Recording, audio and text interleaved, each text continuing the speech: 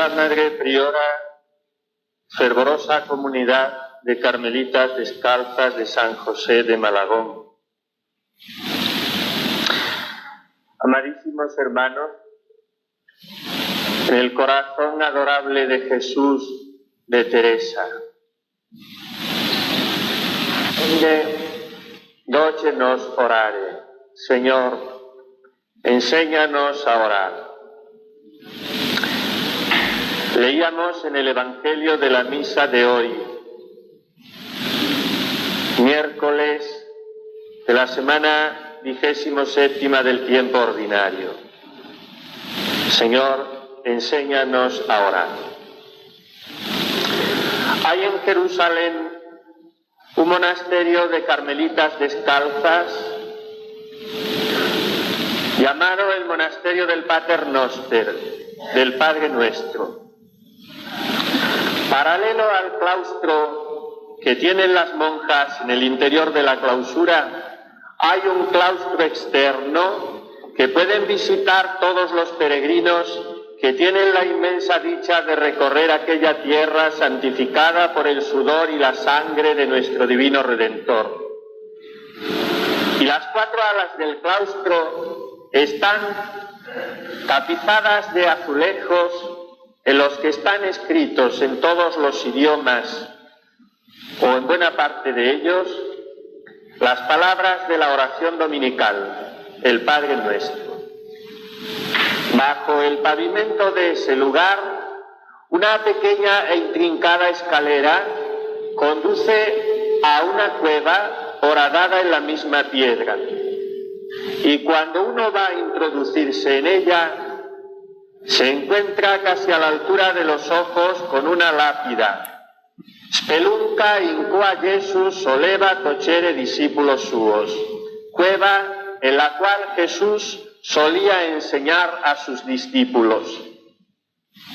Se encuentra en el monte Olivete, viniendo de Betania, donde Jesús descansaba a menudo en casa de sus buenos amigos, Lázaro, Marta y María, y antes de abordar la ciudad santa de Jerusalén, se detenía en aquel repecho del monte, y allí los discípulos solicitaban de él las confidencias que en público no tenían oportunidad de escuchar de sus labios divinos.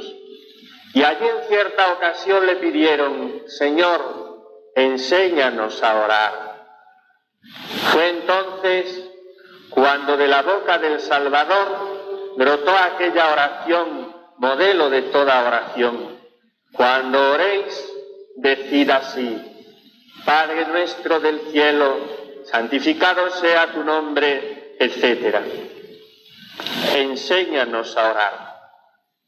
Y este debe ser, hermanos, nuestro grito, hoy más que nunca, con verdaderas ansias de alcanzar lo que pedimos, de que el Señor verdaderamente nos enseñe a orar con sus palabras, que, como dice San Juan de la Cruz, son palabras sustanciales, producen lo que significan, graban como a fuego en el alma aquello que están diciendo. Y según el Señor nos dice, Padre Nuestro, nos hace sentir la íntima dulcedumbre de que Dios es de veras nuestro Padre, de que estamos en sus brazos.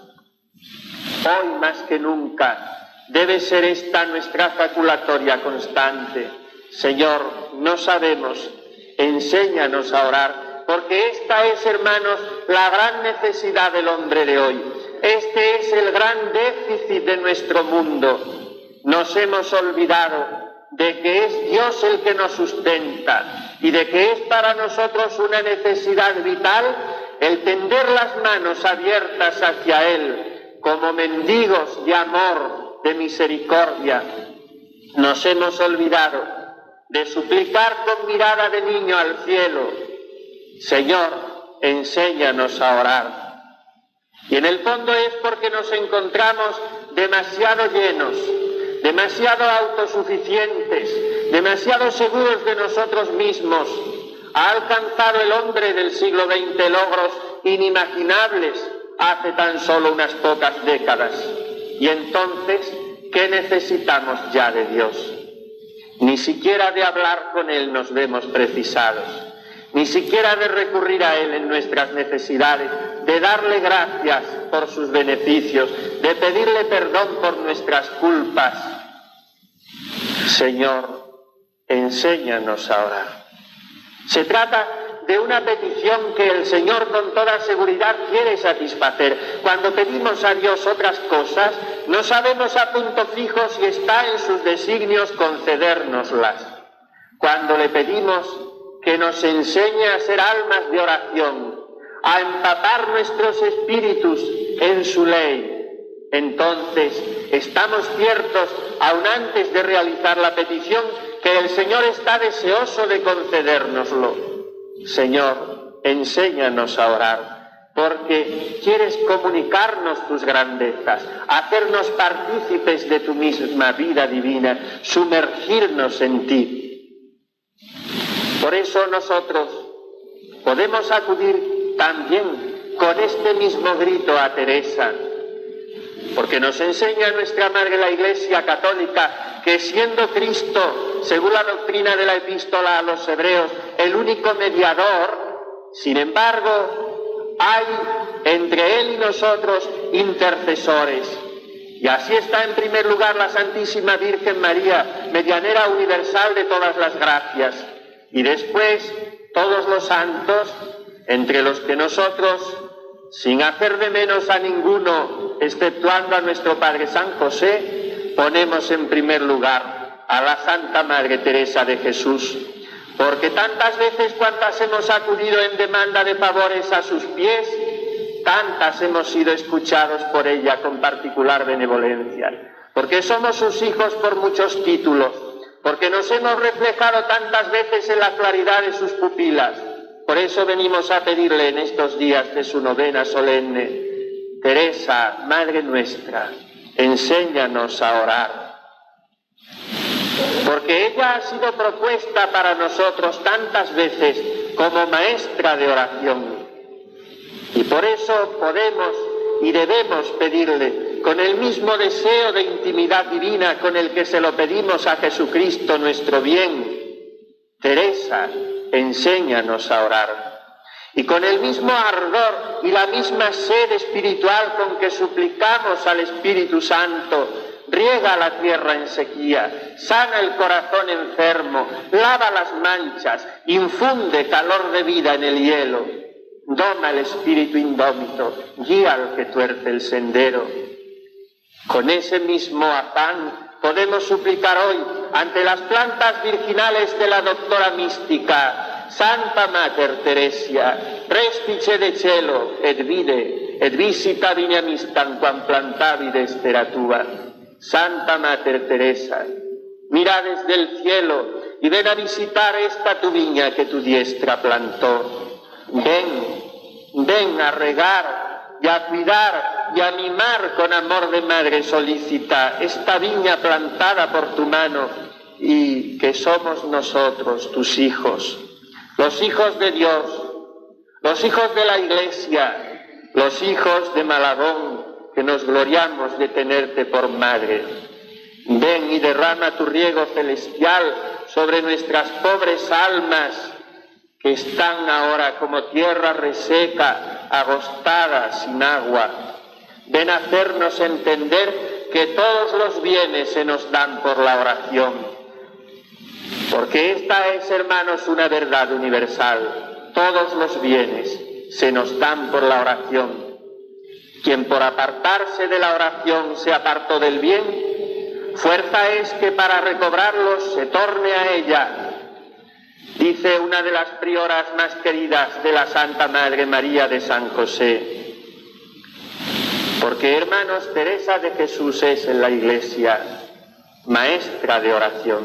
Desde el siglo XVI le han reconocido este título santos, pastores sagrados, teólogos, hombres de toda condición, y el magisterio de la Iglesia lo ha confirmado solemnemente. Cuando Pablo VI, el 27 de septiembre del año 1970, no hizo sino rubricar oficialmente lo que ya el pueblo cristiano pedía a gritos y creía con fe firme. Dice así el Papa: nimbada por este título magistral, tenga en adelante una misión más autorizada que llevar a cabo dentro de su familia religiosa, más aún en la Iglesia y en el mundo, por medio de su mensaje perenne y actual, el mensaje de la oración. Esta es la luz hecha hoy más viva y penetrante que el título de doctora conferido a Santa Teresa reverbera sobre nosotros. Es decir, despide como rayos de luz purísima sobre nuestras cabezas y quiere como introducirlos en nuestros pechos. Su magisterio es en ella un deseo de ejercitarlo, no es solamente un timbre de gloria al modo como nosotros entendemos las cosas mundanal y superficialmente, no. En ella es un empeño sudoroso y jadeante. Ella se sabe maestra y quiere ser nuestra maestra, no por el prurito de serlo, sino por el deseo de elevar nuestras almas y acercarlas al cielo. Y entonces ella se quiere hacer escuchar de nosotros, no con el afán dominador de quien mira al discípulo por encima del hombro, sino con la dulce persuasión de una madre que quiere lo mejor para su hijo. Dios eligió a la Madre Teresa para enseñar el camino de la oración hecha vida a los cristianos de todos los tiempos. Porque la oración de Teresa es vida divina en abundancia que resuena dentro y se desborda fuera. Es como un manantial oculto cuyo suave murmullo escuchamos si nos acercamos al lugar donde brota, y si vamos un poco más abajo podemos poner nuestros labios en las aguas limpias que nos ofrece. Entrar en contacto con los escritos de la Santa significa descubrir las riquezas de su oración, hacer un viaje hacia lo más profundo del hombre. Más que un viaje al centro de la tierra, un viaje al centro del alma, un viaje entusiasmante, sobrecogedor, emocionante, un viaje que realizamos tomados de su mano, a la búsqueda de un Dios escondido, más allá de lo superficial de los sentidos, que es esa capa en la que estamos acostumbrados a vivir. Porque a veces parece que nuestros espíritus se sacian con tan poca cosa como son esas noticias de la prensa y la televisión, que hoy son y mañana han pasado como la flor del campo. Hay algo más, y es este viaje al interior de nosotros mismos, in interiore omni habitat veritas. En el hombre interior habita la verdad, dice San Agustín. Esas palabras habían sido leídas por Teresa cuando ella llora al tomar en sus manos el libro de las confesiones, que es uno de los pasos decisivos de su conversión. Y eso le hace a ella exclamar, llena de dicha y de un júbilo incontenible: no estamos huecos por dentro, el Señor habita dentro de nosotros. Ella tuvo mucho interés en registrar las páginas de su breviario con una estampa enormemente significativa. Es un corazón humano, un corazón abierto. En él se aposenta como Rey eterno un niño de mirada sonriente, en cuya mano está la bola del mundo. Es el Señor, creador del cielo y de la tierra, Dios 3 veces santo e infinitamente accesible, el que vive dentro de nuestras almas en gracia. Ese es el viaje que estamos llamados a realizar, descubrir al Señor, buscar al escondido en lo escondido, como nos dice San Juan de la Cruz, cuando al empezar a comentar la primera estrofa de su cántico espiritual: ¿a dónde te escondiste, amado, y me dejaste con gemido? Como el ciervo huiste habiéndome herido, salí tras ti clamando y era sido. Dice, es tu alma el escondrijo donde tienes que buscar al Señor. Ahí le busca, ahí le adora, porque ahí está Él. Has de buscar al escondido en escondido. La Santa Madre Teresa lo vive así y lo enseña así. La raíz de Teresa, el fundamento de toda su vida de oración, es el santo evangelio de nuestro Señor Jesucristo. Sobre todo, la oración solitaria y frecuente de Jesús, que le llama a ella poderosamente la atención. ¿Cuántas veces, carísimos hermanos, hemos tú y yo meditado esa dulce realidad de Jesús solo, orando en el monte en plena madrugada? Cuando todos duermen y Él busca el retiro y la oscuridad y el ocultamiento y el silencio para poner su alma en contacto con su Padre, si no le hacía falta. Si enseñan los teólogos y el magisterio de la Iglesia que la parte superior del alma benditísima del Señor nunca estuvo privada de la visión beatífica, siempre gozó de una unión sustancial con su Padre, incluso entre las agonías de Getsemaní. Padre, si es posible, aparta de mí este cáliz. La parte superior de su alma veía a Dios, estaba unida con Él, porque formaban y forman una sola esencia. Entonces, aquella oración de Jesucristo no había propiamente necesidad de ella. Es para nuestro ejemplo, para nuestra enseñanza, para que nosotros nos convenzamos de que no podemos recibir ningún bien de lo alto si no es por la oración. Teresa se fija en esto, se fija en el consejo del Divino Maestro. Tú, cuando ores, entra en tu habitación y cerrada la puerta, ora a tu Padre que está en lo secreto. No hemos de entender esta como las otras palabras del Evangelio al pie de la letra. No quiere decir que nos encerremos físicamente en un espacio. Quiere decir que no hagamos oración, como tampoco limosna, como tampoco ayuno, para ser vistos de los hombres. Que pongamos nuestro empeño, todo nuestro empeño, solo en agradar al Señor. Y que hagamos de nuestra oración un dulce requiebro entre Él y nuestra alma, sin que nada de lo restante del mundo nos importe ni pueda perturbar esa unión con Dios. Teresa se fija y pone como modelo la oración solitaria y nocturna de Jesús. Ya sabéis que enseña su majestad sea a solas, que hacía así Él siempre que oraba, y no por su necesidad, sino por nuestro enseñamiento. En su oración, Teresa parte de una relación casi externa con Cristo.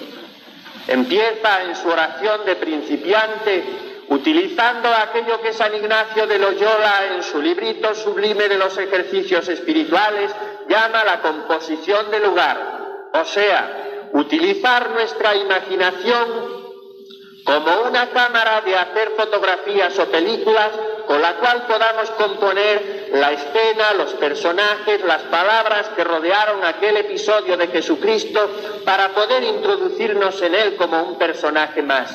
Y así aprende Teresa también a hacer oración, fijándose en Cristo contemplado en una imagen de las que ella era tan devota, o en un paso del Evangelio, por ejemplo, a través del cuadro de la samaritana que había en casa de don Alonso de Cepeda, su padre, y que todavía hoy podemos ver en el monasterio de la Encarnación de Ávila.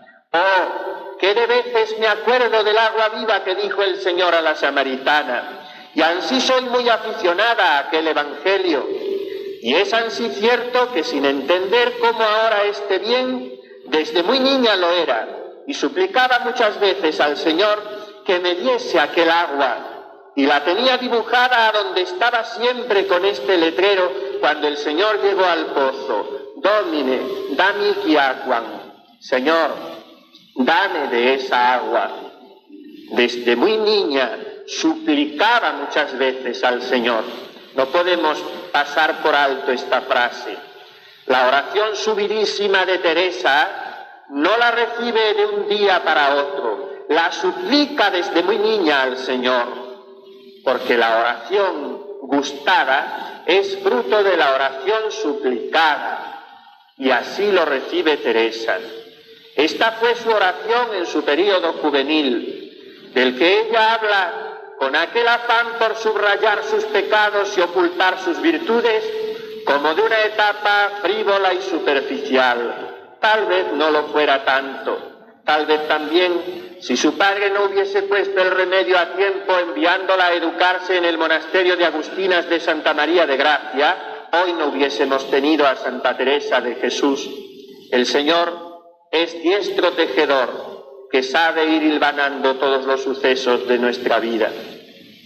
Pues en su juventud, Teresa oraba así: hablaba con Cristo y le hacía compañía, especialmente en aquellos pasos del Evangelio en que le veía más necesitado.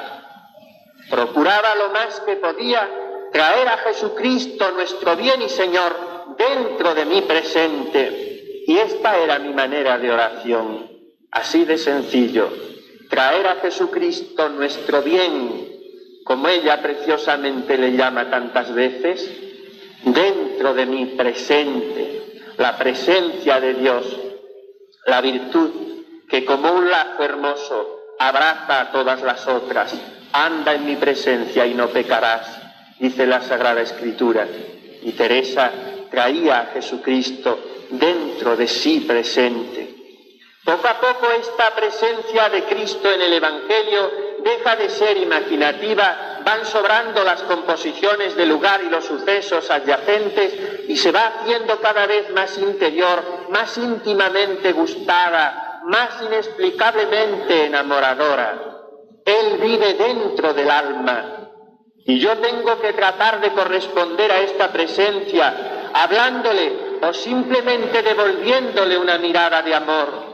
Porque la oración, hermanos, tantas veces se reduce a esto, a una mirada de amor, que es lo que puede cambiar al pecador. Tiene San Agustín un precioso sermón sobre la muerte de Cristo en el Calvario, y con aquellos recursos oratorios que empleaba el santo obispo de Hipona, en un quiebro de su discurso, se dirige a Dimas, el buen ladrón, y le dice: tú que eras un malhechor, un facineroso, un indeseable, ¿qué has visto? ¿Qué te ha ocurrido para que en un instante cambien los sentimientos de tu alma y te dirijas así al divino mártir y le pidas clemencia y entiendas toda la misericordia que había en él? Y hace el águila de Hipona responder a San Dimas, el buen ladrón: no me ha sucedido nada, no me han dicho nada, no me han explicado nada, solo he mirado a Jesús, me he encontrado con sus ojos y en esa mirada lo he comprendido todo. En la mirada de Cristo, hermanos, si es una mirada dirigida con fe, con amor, con arrepentimiento, entendemos la verdad de nuestra vida. O el caso que cuenta preciosamente la Santa Madre en el libro de sus fundaciones, de Catalina Godínez, aquella joven de 14 años, vanidosa, frívola, mundana, de Beas de Segura, donde luego ella fue a fundar uno de sus palomarcicos, que un buen día, en su habitación a solas, repara en el letrero que había sobre un crucifijo que se ofrecía ante sus ojos, y cambia su vida radicalmente. Había mirado a Cristo con una mirada nueva, con una mirada limpia, con una mirada deseosa de comenzar una vida nueva, una vida entregada por entero al Señor. Así estamos llamados, queridos hermanos, tú y yo, a mirar al Señor, con mirada de enamorados. Y así nos lo dice la Santa Madre, devolverle una mirada de amor. Lo expresa bonitamente en el libro de su vida cuando nos invita: puede representarse delante de Cristo y acostumbrarse a enamorarse mucho de su sagrada humanidad y traerle siempre consigo y hablar con él, pedirle para sus necesidades y quejársele de sus trabajos, alegrarse con él en sus contentos y no olvidarle por ellos, sin procurar oraciones compuestas, sino palabras conforme a sus deseos y necesidad. Quien trabajare a traer consigo esta preciosa compañía y se aprovechare mucho de ella y de veras cobrare amor a este Señor a quien tanto debemos, yo le doy por aprovechado. Pero hay que trabajar, hay que poner el empeño de nuestra voluntad, ayudada y fortalecida y apoyada por la gracia, pero nuestra voluntad, Deus qui creavite sine te non salvavite sine te, nos dice San Agustín. Dios que te creó sin ti, no te salvará sin ti. Dios exige la cooperación libre de nuestra voluntad, pero hemos de ponerla, por pequeña que sea. También para alcanzar esta intimidad divina, hemos de procurar traerle siempre consigo y hablar con él, no circunscribiendo este diálogo a los momentos determinados de nuestra oración que dedicamos al cabo de nuestro día. Cada uno lo que veamos según nos lo proponga nuestro confesor y según el deseo que Dios nos inspire. Nunca menos de un cuarto de hora de oración diaria, porque nos dice la Santa que si un alma hace cada día un cuarto de hora de oración mental, aparte del rezo del rosario y otras devociones, si la hace bien, esa alma al cabo de no mucho tiempo será santa. Y ella sabía mucho de estas cuestiones. Pero claro, se trata de hacer un cuarto de hora de oración diaria, que lo echamos donde quiera, pero bien hecha, con amor, con fe, buscando alimento para esa oración, reservando para ese rato diario los más dulces requiebros que dirigir a nuestro amado. Pero aparte de esos momentos que cada día dediquemos a la oración, quien pueda más, se trata de empaparnos durante toda la jornada como una esponja que se sumerge en el agua, porque también emplea ella este símil, en la divinidad, en el mar de dulzuras que es Dios, y vivir en él, y sentirnos llenos de él y rebosantes de él. Esto es la vida de oración. Se representen delante de Cristo y sin cansancio del entendimiento se estén hablando y regalando con Él, sin cansarse en componer razones, sino presentar necesidades y la razón que tiene para no sufrir allí. Padre, es que yo me distraigo en la oración, es que yo no sé hacer oración. Es que es en la oración cuando me asaltan los pensamientos de toda índole. Es que a lo mejor no haces oración vivida, sino que la haces un poco artificialmente. La oración se hace al hilo de todos los sucesos de la vida, y cuando yo voy a hablar con Dios, estoy hablando con un amigo, estoy regalándome con Él, sin cansancio del entendimiento, sin componer razones, porque todo eso es como un armazón postizo que no es necesario para la oración, sino lo necesario es dar cauce libre a los sentimientos de nuestro corazón. ¿Y con quién vamos a hablar con más confianza que Jesucristo nuestro bien, que nos ha creado y nos ha redimido y nos conoce mejor que nosotros mismos? Aunque sea para decirle en medio de las tribulaciones y las contrariedades, Señor, cuanto menos te entiendo, más te quiero. Aunque sea para decirle, aquí me tienes, como un perrillo a los pies de su amo, que enseña San Juan María Vianney, que es una de las mejores formas de hacer oración, cuando no se sabe decir otra cosa. Aunque sea para decirle, Señor, no sé rezar, enséñame. Ya estás haciendo la mejor oración que puedes hacer en ese momento, sin cansancio del entendimiento. ¿No crees un artificio falso, algo como teatralizante a la hora de hacer tu oración? La oración es vida. Y si me distraigo en medio de la oración, presento al Señor el tema de esa distracción, que a lo mejor es una necesidad concreta. Y si no, le digo, Señor, no valgo para más, estoy desencuadernado, pero tú sabrás recomponerme, porque tú eres la paz y el equilibrio por esencia.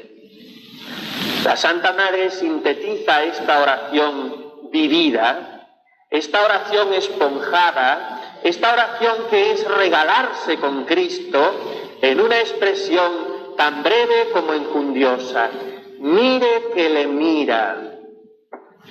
No se trata de más. Se trata de pasar todo el tiempo que hayamos previsto dedicar a la oración mental, pendientes de que somos objeto de la mirada de todo un Dios, que el que ha hecho los cielos de los cielos, y la tierra y los astros, y los mares y el universo entero, ese no tiene en ese momento otra cosa que hacer sino posar su mirada misericordiosa sobre nosotros, haciéndonos sentir sin ruido de palabras una verdad existencial. Te amo, eres objeto de todas mis complacencias.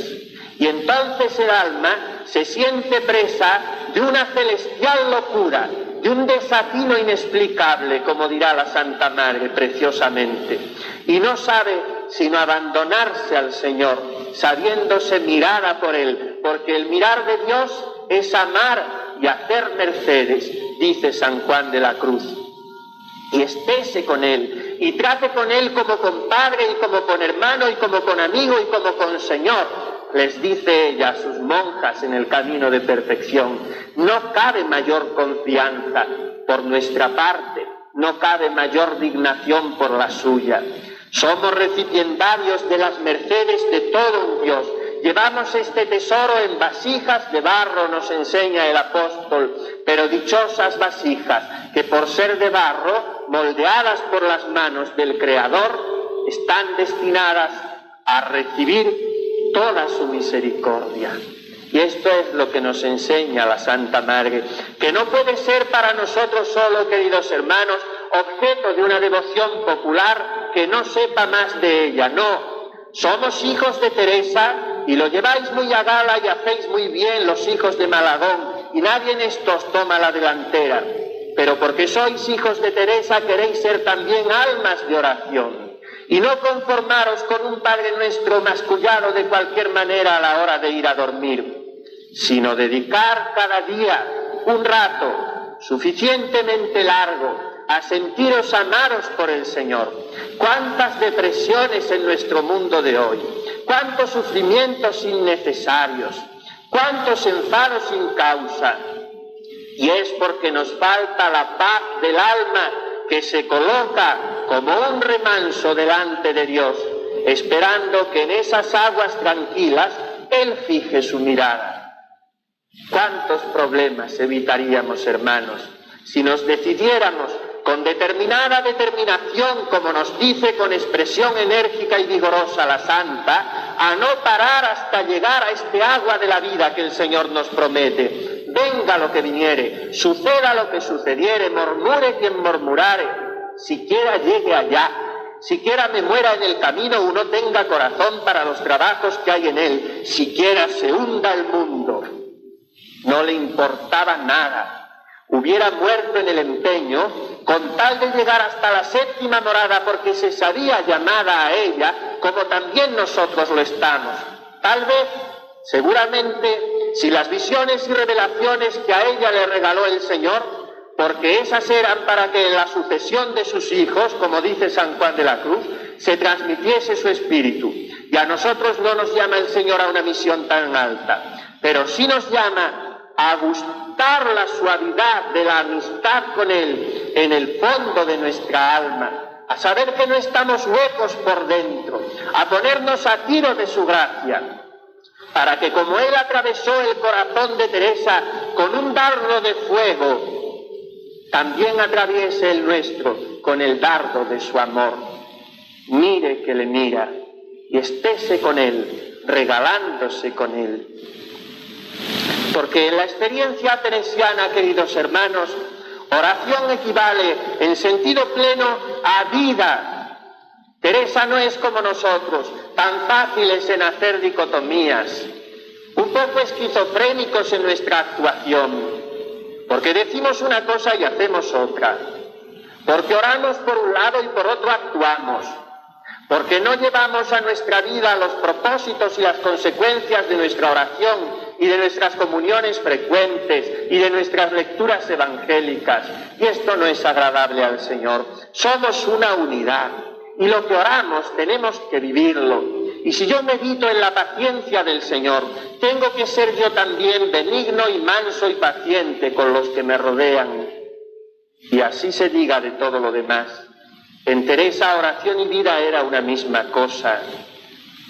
Desde la conversión hasta el umbral de la gloria en la última morada, Las etapas de la perfección se realizan siempre por la oración. La oración de Teresa es auténtica, en ella todo es verdaderísimo. Por eso su oración no cae en la trampa en la que algunas veces cae la nuestra. No la hace replegarse sobre sí misma como en una suerte de narcisismo espiritual hecho de vanagloria.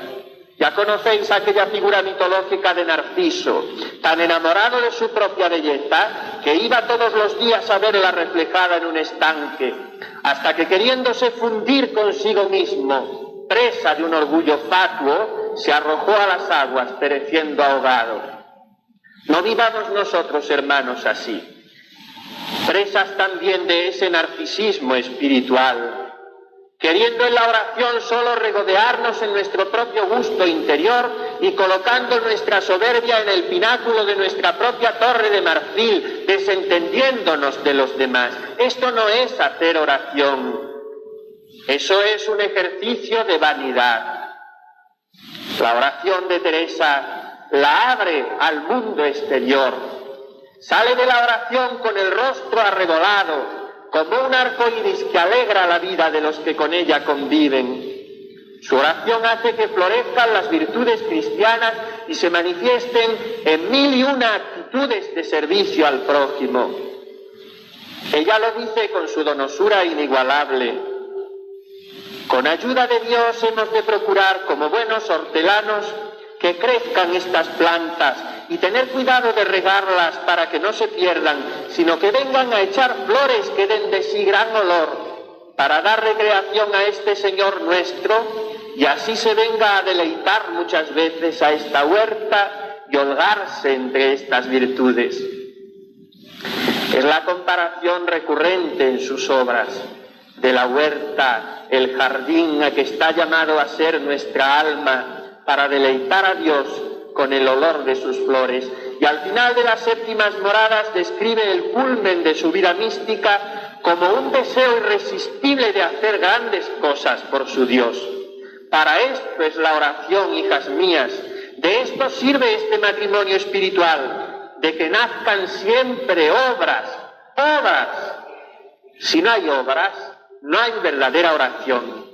Si hay obras, pero están teñidas de mi egoísmo, de mi amor propio, de mi autosuficiencia, de mi rigidez con los demás, de mis impaciencias, de mis murmuraciones, esas obras no pueden proceder de una oración auténtica. Quiere decir que mi oración es un artificio que me he autofabricado. No es una oración en la que estoy descubriendo la verdad de Dios. Porque para Teresa, las virtudes son el termómetro de la oración. Lo contrario sería una ilusión. Es menester no poner vuestro fundamento solo en rezar y contemplar, porque si no procuráis virtudes y ejercicio de ellas, siempre os quedaréis enanas, les dice a sus monjas ya en las séptimas moradas, cuando parece que todo eso está superado. Pero es que siempre, hermanos, tenemos ese peligro de engañarnos a nosotros mismos. Y mirad que estamos en unos tiempos en que los cristianos estamos hechos, como diría San Pablo, espectáculo a Dios, a los ángeles y a los hombres. Y hemos de ser señalados con el dedo para bien o para mal. Es cristiano, mira cómo ama, mira cómo perdona, mira cómo sirve, mira cómo sonríe. O bien dice que es cristiano, mira cómo reza, pero mira también cómo odia, cómo no olvida, cómo critica, cómo no sabe plegarse ante los demás. Y es una responsabilidad muy grave nuestra el testimonio que ofrezcamos ante los demás. Alumbre así vuestra luz a los hombres, para que vean vuestras buenas obras y den gloria a vuestro Padre Celestial. Nos dice nuestro Redentor en el Santo Evangelio. Y esto es lo que quiere insistirnos machaconamente la Santa Doctora.